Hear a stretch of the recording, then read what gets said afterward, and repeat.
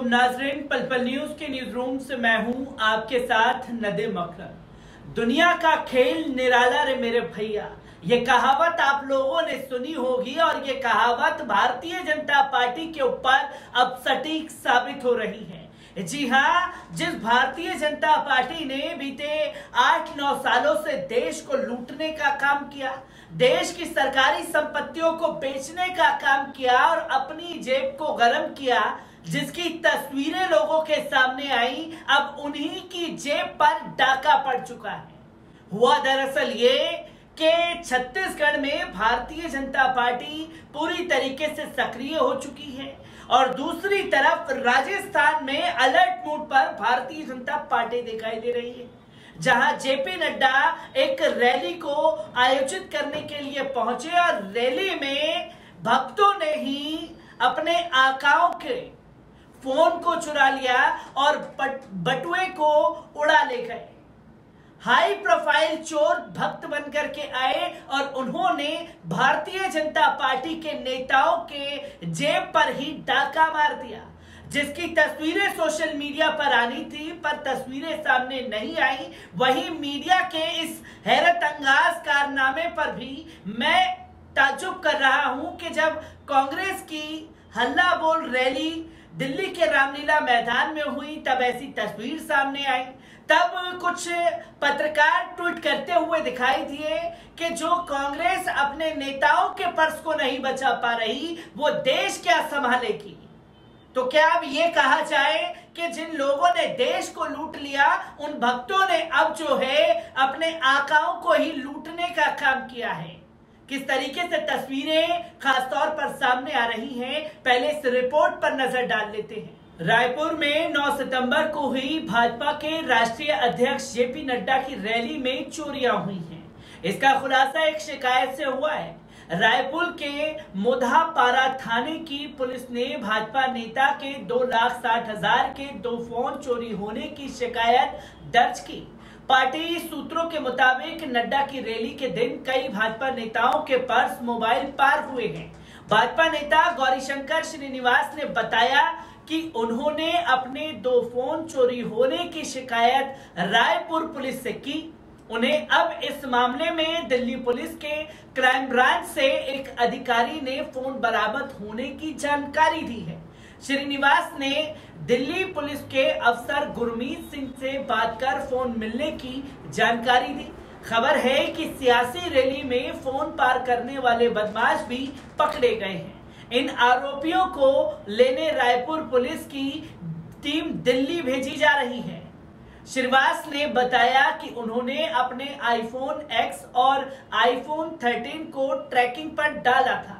इससे फोन के ऑन होने पर फोन के मालिक के पास नोटिफिकेशन आता है। रायपुर से चोरी हुआ फोन दिल्ली में ऑन हुआ था। पुलिस की मदद से श्रीवास ने दिल्ली में संपर्क किया। वहां की पुलिस के अधिकारी गुरमीत सिंह ने चोरी हुए फोन से ही बात की। उन्होंने बताया कि फोन बरामद कर उन्होंने कुछ संदिग्ध लोगों को पकड़ा है। इसके बाद रायपुर पुलिस ने भी जांच में इस बात की तस्दीक करते हुए श्रीवास को बताया कि एक जांच टीम दिल्ली रवाना की जा रही है। भाजपा सूत्रों ने बताया कि नड्डा की रैली में अन्य नेताओं के फोन और पर्स भी चोरी हुए हैं। भीड़ का फायदा उठाकर चोरों ने इस कांड को अंजाम दिया है। 9 सितंबर को रैली थी। पुलिस को शक है कि दिल्ली से चोर गिरोह के लोग आए, वीवीआईपी कार्यक्रम में शामिल हुए और शाम की फ्लाइट से दिल्ली लौट भी गए। चोरी में शामिल लोगों के बारे में जल्द रायपुर पुलिस खुलासा कर सकती है। चर्चा है कि इस कांड को अंजाम देने वालों का कनेक्शन कई भाजपा कांग्रेस नेताओं से भी है। पिछले महीने रायपुर में कांग्रेस के नेताओं ने केंद्र सरकार के खिलाफ विरोध प्रदर्शन किया था।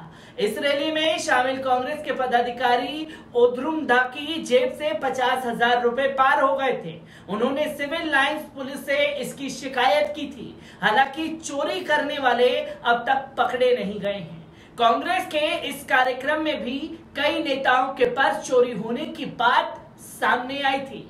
आपको बता दें कि बीजेपी अध्यक्ष जेपी नड्डा की ओर से छत्तीसगढ़ में 71 आदिवासियों की मौत के दिए गए बयान के बाद इस पर राजनीति गरमाई हुई है।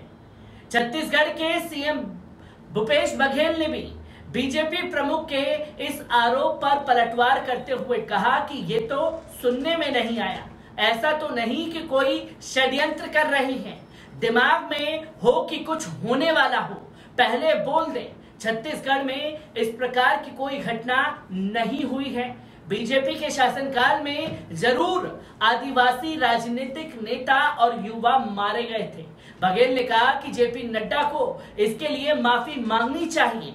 बघेल ने नड्डा पर आरोप लगाया कि वे सफेद झूठ बोल रहे हैं। उन्होंने कहा कि नड्डा को इसलिए छत्तीसगढ़ की जनता से माफी मांगनी चाहिए। बघेल ने कहा कि कोई इतना बड़ा झूठ कैसे बोल सकता है। बघेल ने बीजेपी के विकास ठप होने और भ्रष्टाचार आरोपों का भी जवाब देते हुए कहा कि पूर्व सीएम रमन सिंह और राजेश मूणत भ्रष्टाचार के प्रतीक हैं। बघेल ने कहा कि बीजेपी ने अपने कार्यकाल में किसानों को 300 रुपए बोनस देने का वादा किया था, लेकिन उन्होंने नहीं दिया। बघेल ने अपनी सरकार की उपलब्धियों को गिनाते हुए कहा कि हमने राजीव गांधी किसान न्याय योजना और राजीव गांधी भूमिहीन कृषि मजदूर न्याय योजना का लाभ लेने वाले किसानों के ऋण माफ कर दिए हैं। इसके साथ ही एमएसपी भी दिया गया है। छत्तीसगढ़ सरकार वनों से होने वाली उपज की भी एमएमपी पर खरीद रही है ताकि आम लोगों तक पैसा पहुंचे। उल्लेखनीय है कि जेपी नड्डा ने हाल ही में रायपुर दौरे के दौरान 71 आदिवासी मारे जाने का बयान दिया था। नड्डा ने कहा कि यहाँ हमारे 71 आदिवासी भाई मारे गए और सीएम भूपेश बघेल केरल में राहुल गांधी के साथ ताली बजा रहे थे। नड्डा ने रायपुर के दौरे के दौरान पार्टी नेताओं और कार्यकर्ताओं के साथ रोड शो भी किया। नड्डा के रायपुर दौरे से पहले से ही प्रदेश में राजनीतिक गतिविधियां बढ़ गई हैं। अब उनके दौरे के बाद भी राजनीतिक की तफ्तीश छत्तीसगढ़ में कम नहीं हुई है। जहां एक तरफ देश में बेरोजगारी फैली हुई है, जब लोगों के पास रोजगार नहीं है तो चोरी चकारी की घटनाओं में संलिप्त हो रहे हैं। जाहिर सी बात है, जब भारतीय जनता पार्टी के बड़े लीडर जेपी नड्डा की रैली थी तो रैली में भक्त सपोर्टर बनकर के पहुंचे होंगे, और जब सपोर्टर बनकर के पहुंचे होंगे तो हर हर मोदी, घर घर मोदी का नारा लगा रहे होंगे, और जब ये नारा लगा रहे होंगे तभी भारतीय जनता पार्टी के नेताओं को लूटने का काम इन भक्तों द्वारा किया गया है। मीडिया से ये खबर गायब है। अगर कांग्रेस की रैली में ये होता तो चर्चा का केंद्र बनता, पर जो घटना घटी नहीं, खासतौर पर छत्तीसगढ़ में, उस घटना का जिक्र करते हुए कैसे जेपी नड्डा, जो कि भारतीय जनता पार्टी के अध्यक्ष हैं, उन्होंने इतनी बड़ी चूक कैसे कर दी, जिस पर भूपेश बघेल ने साफ तौर पर कहा है कि शायद किसी षड्यंत्र का अंजाम देने वाली तो नहीं है भारतीय जनता पार्टी। मैं तमाम खबरों से आपको रूबरू कराता रहूंगा। दीजिए इजाजत, शुक्रिया।